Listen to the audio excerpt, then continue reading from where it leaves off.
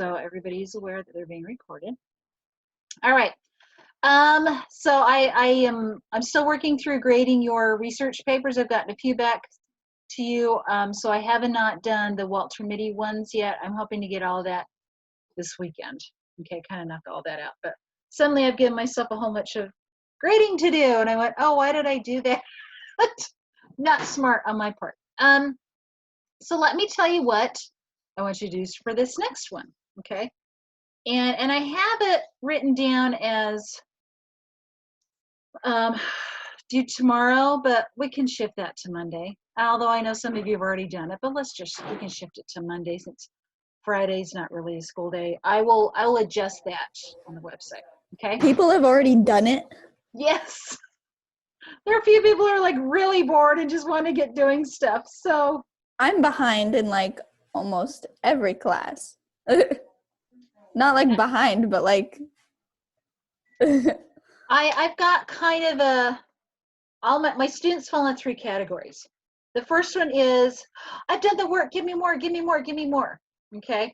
Then I've got a middle group of, okay, I'm just barely hanging in there. I'm okay. And then I've got a third group that is like, wait, have we been doing class? Were we supposed to turn in something for the past 4 weeks? So that's my third group. So I'm definitely that middle group. Yeah, there's a few people I'm like, yeah, we've been doing stuff for a while. Where the heck have you been? I've been sending emails. Oh, I don't check emails. I don't know what to do. So yeah. If you're in that middle group, good. You know, if you're in that first group, stop asking me for more work. I just can't. If you're in that last people group, asking for work? Yes. Oh my goodness, they need help. I know. So in my AP classes, our big exam is Wednesday. And we've been doing practice exams, and I've given them 2 to do over the weekend. And literally I had a student say, can we do some more? Can you send me some more practice exams to do? I said, all right. I put some more links on the website. So some people's children, not mine. You can tell by those little. I've transitioned from 1.5 to 2. What does that mean? Oh, yeah, you're starting to fall behind. You're scrolling like, I don't care anymore. Okay. Yeah. So that's why I'm trying to do some fun stuff. Okay. And that's why I decided let's explore Paul Bunyan, because I didn't know that he was from Maine. You guys probably know this all your lives. I thought he's from Minnesota. Okay. I've got a child putting away dishes. That's why you're hearing noise in the background. So I was actually quite surprised when we were driving by whatever that place is in Bangor. They've got the big statue of Paul Bunyan's, that there's this big statue. And I went, why is that here? And I find out, because I'd been to California a few times, and on the website I've got these pictures that they've got a big statue near the Redwoods of Paul Bunyan and his big blue ox. So I just kind of thought he was a Western thing, did not realize he started here. What do you know? Okay. So I found 2 different retellings of stories of Paul Bunyan. Okay. And what's fun about tall tales is that it's people who grow them. Okay. So I put a little bit of this on the website, but the way that we got stories like Paul Bunyan and many others is that you would have settlers and lumbermen and trappers and pioneers and all these people moving west. And if you've driven across the West, you realize it is a huge, vast place. Well, it was even more so because you had nobody. There were no states, there were no cities, there was nothing. You had trails, you had the Oregon Trail, and then it would go down to the California Trail. So you would have people going along these trails, and they would travel together for safety because, you know, gosh, Native Americans didn't like us invading their lands, can't figure out that why. Or you'd even have like these herds of buffalo these bison that would just come through. You would need safety, okay? You also would have these highwaymen, these guys that are just gonna rob you.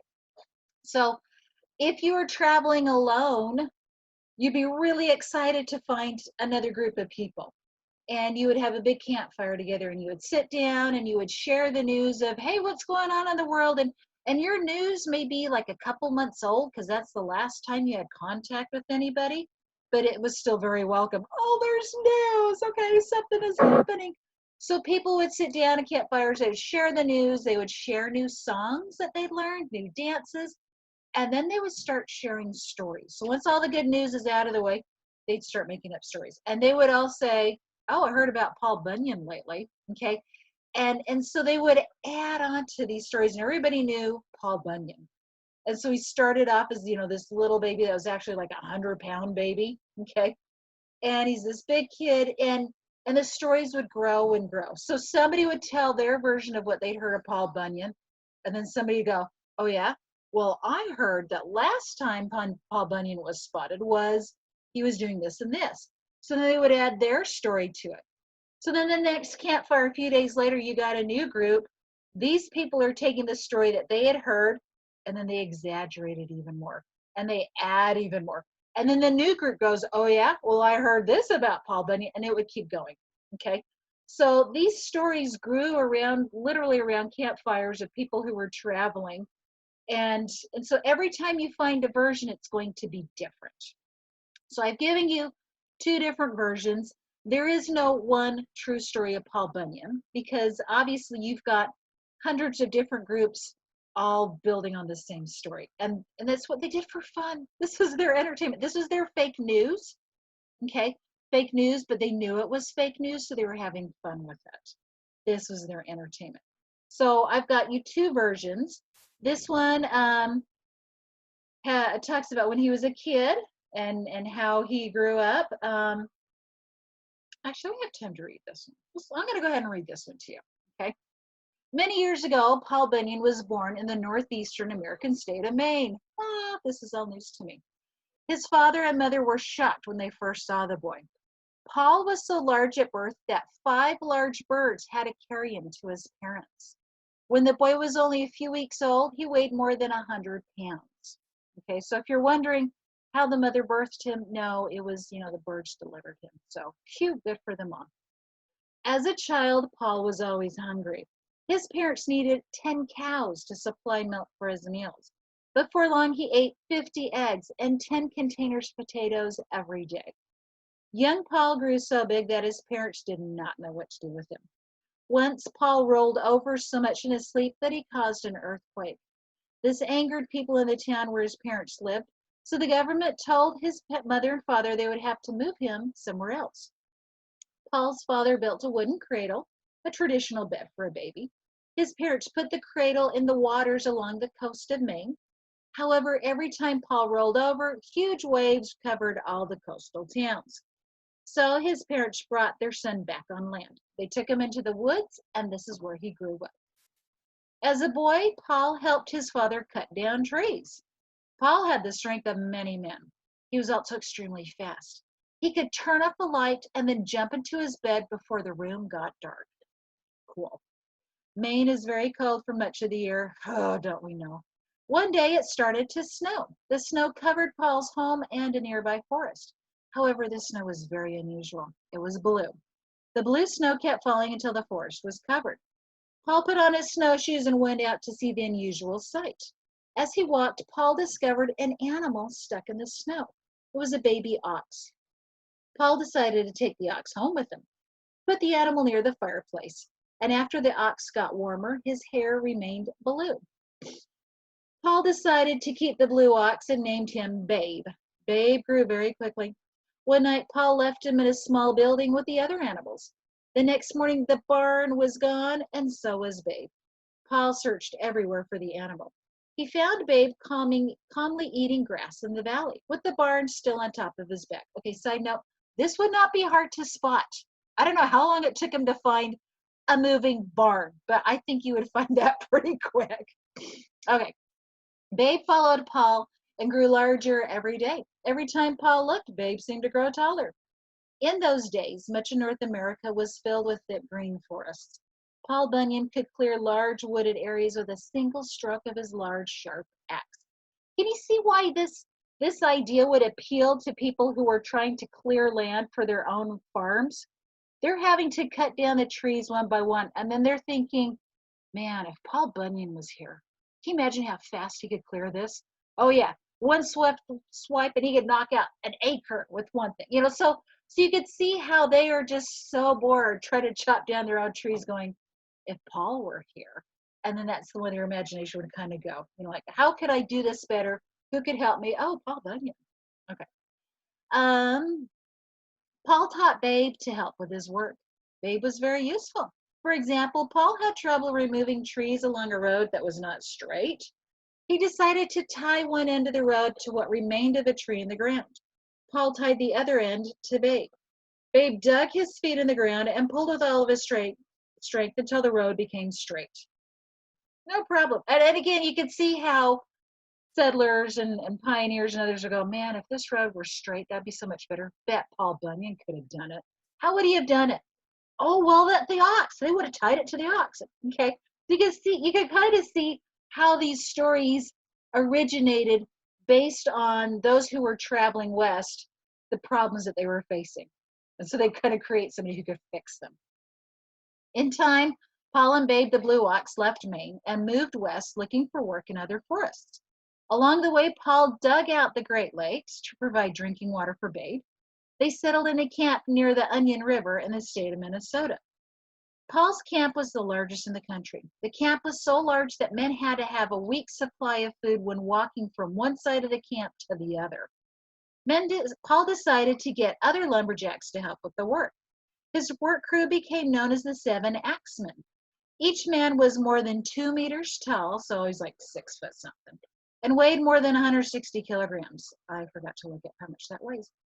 All of the Axemen were named Elmer. That way, they all came running whenever Paul called them. Every Sunday, Paul and his crew ate hot cakes or pancakes. Each hot cake was so large that it took 5 regular men to eat one. Paul usually had 10 or more hot cakes, depending on how hungry he was. The camp was also home to Spot, the reversible dog. See if you can figure this out. I still can't picture this. One of the workers accidentally cut Sport. One of the workers accidentally cut Sport in two. The man hurried to put the dog back together again, but made a mistake. He bent the animal's back the wrong way. However, that was not a problem for Sport. He learned to run on his front legs until he was tired. Then he turned the other way and ran on his back legs. I don't know. I do not know what this dog looks like, but apparently these people were very bored and came up with some ideas. Big mosquitoes were a problem at the camp. The men attacked the insects with their axes and So they put the dog's back legs on the front legs back. So like it was a T kind of. Rowan, draw it for me. Draw me that picture and send it to me. I need to see this. I can't figure it out. I'm not sure it can be done. That's your challenge. I want you to draw me that picture. Okay. All right, so they had all these mosquitoes. The men attacked the insects with their axes and long sticks. Before long, the men put barriers around their living space. Then Paul ordered them to get big bees to destroy the mosquitoes. These may be the murder hornets we have now. Who knows? But, okay, here are some more biology problems. But the bees married the mosquitoes, and the problem got worse. Okay, so throw that one on Miss Olet and ask her to explain that. They began to produce young insects.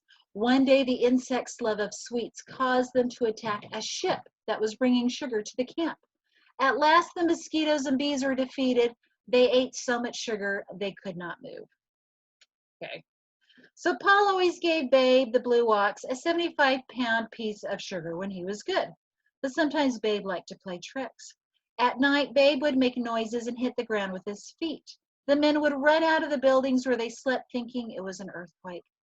When winter came, Babe had trouble finding enough food to eat. Snow covered everything.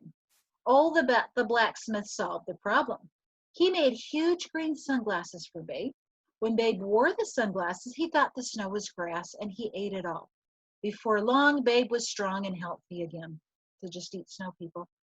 One year, Paul's camp was especially cold. It was so cold that the men let their facial hair grow very long. When the men spoke, their words froze in the air. Everything they said remained frozen all winter long and did not melt until spring. I love that idea. I love words frozen in the air. I mean, how do you walk through that? Do you hear everybody's conversations? I don't know. Okay. Paul Bunyan and Babe left their mark in many areas. Some people say they are responsible for creating Puget Sound in the western state of Washington.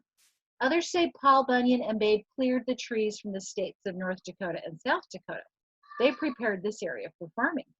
Babe the Blue Ox died in South Dakota.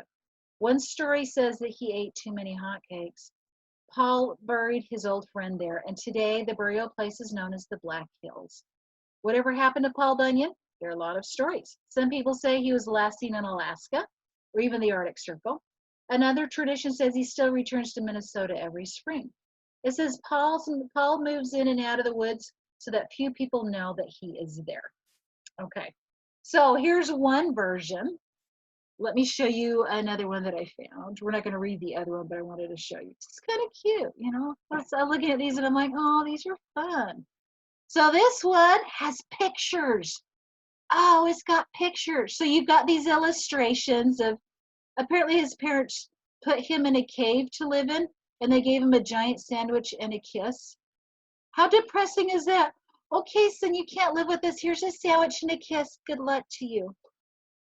I mean, who would do that? Anyway, but then this little kid found an axe. So surprising that he didn't go on a rampage and just kill everyone. I don't know. It's almost like you could kind of create your own words for the story. Okay. Here's how he found his blue ox. Different version. Okay. So as I tell you, there's, oh, here we got straight in the road. So there's always different versions of how things happen. Here's one about putting out fires. There's the hotcakes. There's, oh, Grand Canyon. They made the Grand Canyon too. Okay. So you get the idea. All right. So what I want you guys to do is to create your own Paul Bunyan-like story. And as you can see, you've got little kernels of truth, and then you just kind of explode them into this popcorn of mess. Okay. So you create a story. And I don't care who's the main character. It could be you. It could be your friend. You could throw your friend under a bus and turn them into a Paul Bunyan story. You could choose somebody in your family. You could do a celebrity. I'm sure Bucky Barnes will make an appearance in somebody's story. Who knows? There it is. Okay. So I want, Lex is like, this is the best semester ever. She's going to work Bucky Barnes into everything. So you create the character. You create the time period. It could be now. It could be more primeval times, it could be more future times, dystopian. I don't care. So you decide who it is, when it is, where it is. You can have them wherever. And then I want you to create this tall tale about this person using as many ridiculous, creative ideas that you can. Okay. And I want an illustration. Okay. So, and I know this is not an art class. I'm not going to judge you on art. I'm going to judge you on effort, that you made an effort. So Rowan, that's 2 pictures from you. I want one of that dog, and then I want another picture that goes along with your story. And you can illustrate any aspect of your story that you want. Okay? So, questions about this? So you're not judging on how good the picture is, because I really hope not, because I can't draw a stick figure. I know. See, some people are like, oh, yes, I want to draw. And other people are like, what? Why are you making me draw? But it just kind of, I don't know. I'm just trying to give you some creative outlet going here. So yeah, stick figures are fine. If that's all you can do, that's all right. Okay. Other questions? Any other questions? Like the story, a page and a half. 300 words. If you want to go more, go more. Go all gangbusters. Go as long as you want. But I want like a page and a half. Okay. And then your drawing. So you can just, if you do it on paper, just take a picture of it and then email it to me. Okay. If you are more adept and you're doing digital art, then just share that with me. Whatever. Okay. And I will move this so it's due Monday. Okay. We'll make it due Monday because tomorrow technically you're supposed to be doing service. Okay. Questions? Other questions? Clarification? Okay. That's it. That's all I got for you. Super easy, right? I mean, it'll be fun. Oh, I do want you to use proper grammar. I don't want any wannas and gunnas. I do not want to see a lot as one word. I'm still seeing that on some people's papers. I'm like, no, it's 2 words. You know, watch your homonyms. There, two, it's. Practice getting all those things correct. Okay, you know those. Make sure you get those correct. Okay.